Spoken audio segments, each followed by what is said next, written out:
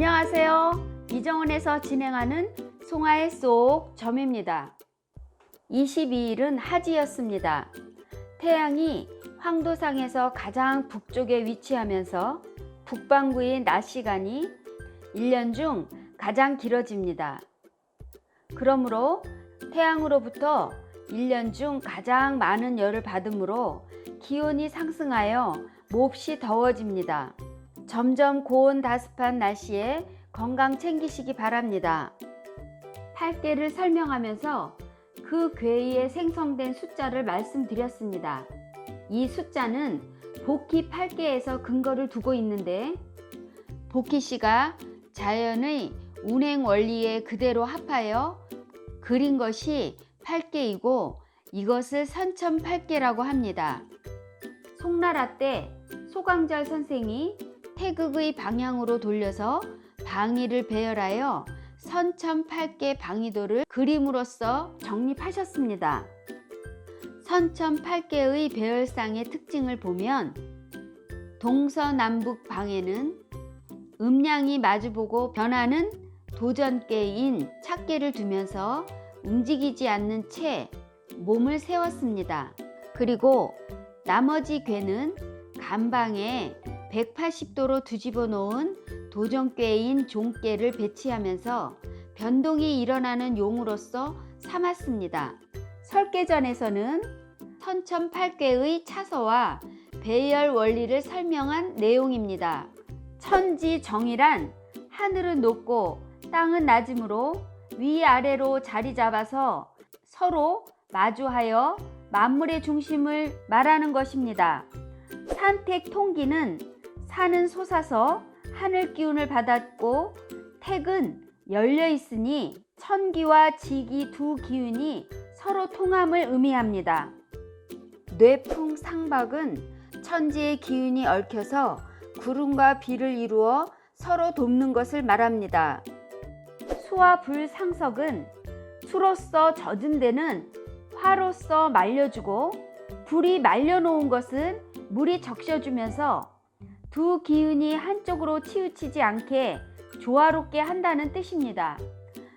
다음으로 팔괘 상착이라는 말은 순양의 건깨가 완전히 변하면 순음인 공깨가 되듯이 음과 양이 서로 마주보고 사귀어 배합하고 있다고 볼 수 있습니다.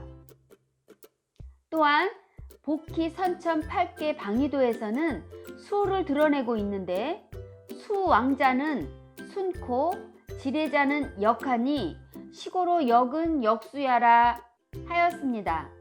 지나간 일을 헤아리는 것은 차례를 따라 뒤에 아는 것이고 미래에 올 일은 지나온 일을 토대로 헤아려서 추산하는 것이 바로 주역점입니다. 선천팔괘 방위도에서 중요한 점은 복희씨가 최초로 그어서 만든 팔괘를 팔방에 배치하고 만물을 생성한 선천팔괘에 괴수를 부여한 것입니다.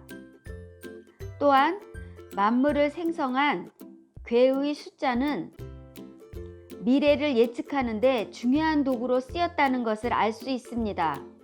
선천팔괘 방위도에서는 서로 마주보고 있는 궤끼리는 착종을 이루고 있습니다. 또한 교역의 이치로 사귀면 변하는 것을 나타내고 있습니다. 이번 시간에는 어리기 때문에 먹여서 키워야 한다는 수천수 개를 받아서 먹을 것이 있으면 다툼이 일어난다는 6번 천수송개에 대해서 설명해 드리도록 하겠습니다. 6번 천수송괴의 괴사는 송은 유부이나 질하야 척하니 중은 길고 종은 흉하니 이견대인이요 분리섭 대천하니라. 송은 믿음을 두나 막혀서 두려우니 중함은 길하고 마지막까지 함은 흉하니 대인을 봄에 이롭고 큰 내를 건너미 이롭지 아니하니라 라는 뜻입니다. 하늘에서 생겨난 천일생수로서 본래는 근본이 같지만 땅 위에 비를 내리면 시간이 지날수록 하늘 건깨는 위에 있고 그 비는 물이 되어서 낮은 곳으로 흘러가니 점점 그 사이가 벌어지고 사귀지 못하니 갈수록 험해지는 뜻이 있습니다. 그래서 번개가 아래를 능멸하는 것이고 감개는 험중한 마음으로 윗사람을 노리고 있는 것을 괴상으로 드러내는 것입니다. 마음은 복잡하고 험하지만 겉으로는 강건하게 임하는 뜻으로 해석할 수도 있습니다. 이 송자는 펼쳐서 보이면 공적인 것이고 자기 앞으로 당겨서 보면 사적인 것이니 공과 사를 관청해서 말로써 옳고 그름을 분별하는 글씨입니다. 또 다른 뜻은 음식에는 반드시 송사가 생기게 되어 있습니다.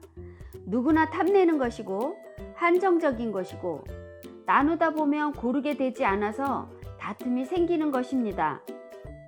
유부코라는 것은 송사를 하는 마음을 가리키고 있는데 믿음이 있어야 하고 안으로 정성을 들이고 거짓이 없는 마음으로 송사에 임해야 되는 것입니다.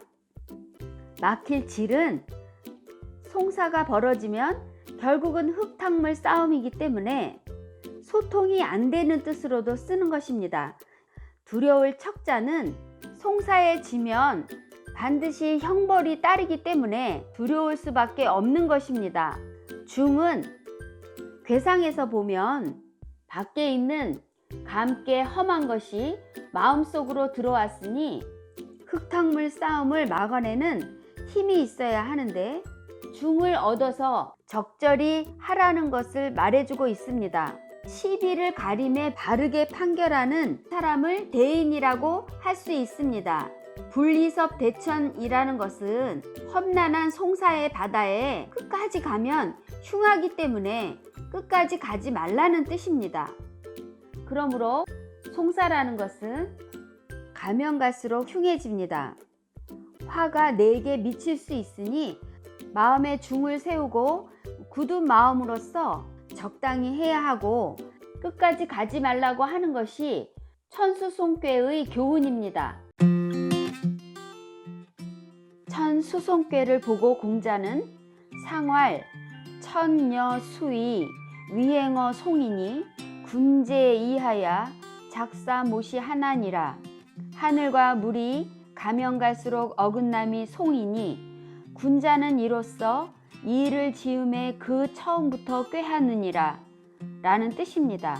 상활이라는 것은 괴의 모양을 보고 공자가 말하는 것입니다.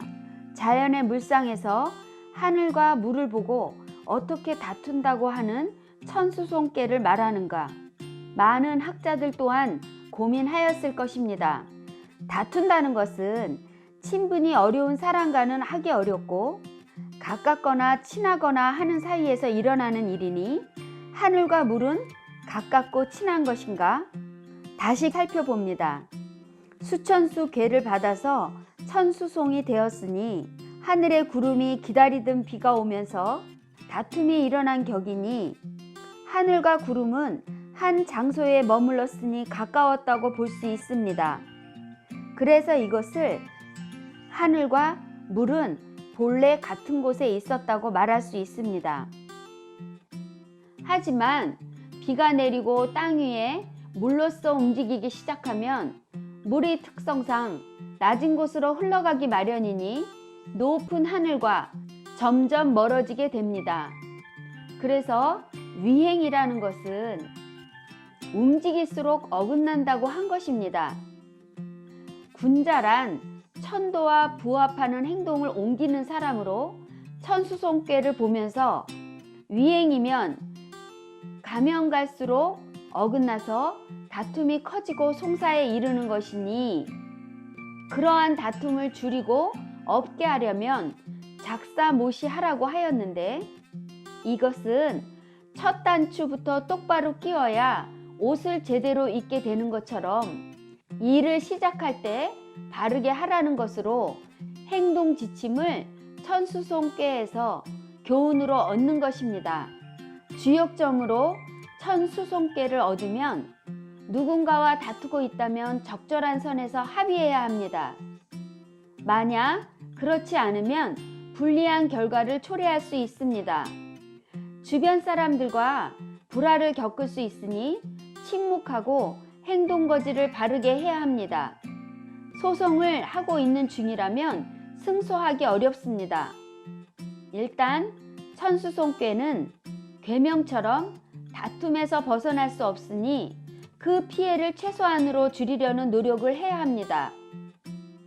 여러분, 송아의 쏙점은 여기까지입니다.